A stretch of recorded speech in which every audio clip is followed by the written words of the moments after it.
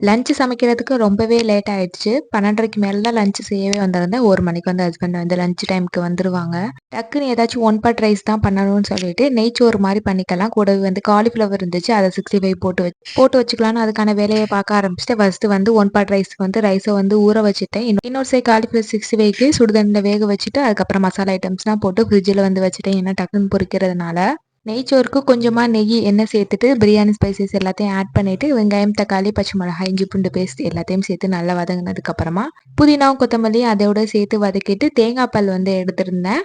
2 tumbler அளவு தேங்காய் பால், 2 tumbler தண்ணி சேர்த்துட்டு குக்கர க்ளோஸ் பண்ணிட்டு ஒரு 2 விசில் வச்சு எடுத்தோம்னா சூப்பரா சாதம் வந்து ரெடி ஆயிரும். சைட்லயே வந்து 65யும் பொரிச்சு எடுத்துக்கிட்டேன். டக்குன்னு வந்து 1/2 அன் ஹவர்ல வந்து ரெண்டுமே செஞ்சு எடுத்தாச்சு. டக்கு டக்குன்னு பண்ணியிருந்தேன். எப்படி வருமோன்னு நினைச்சு பார்த்துருந்தேன். சாதம் வந்து குழையாம நல்லா உதிரி உதிரியாவே சூப்பராவே இருந்துச்சு. ஃபைனலா நெய்ச்சோறும் காலிஃப்ளவர் 65யும் சூப்பரா ரெடி ஆயிடுச்சு. நாளைக்கு ஒரு வீடியோல பார்க்கலாம்.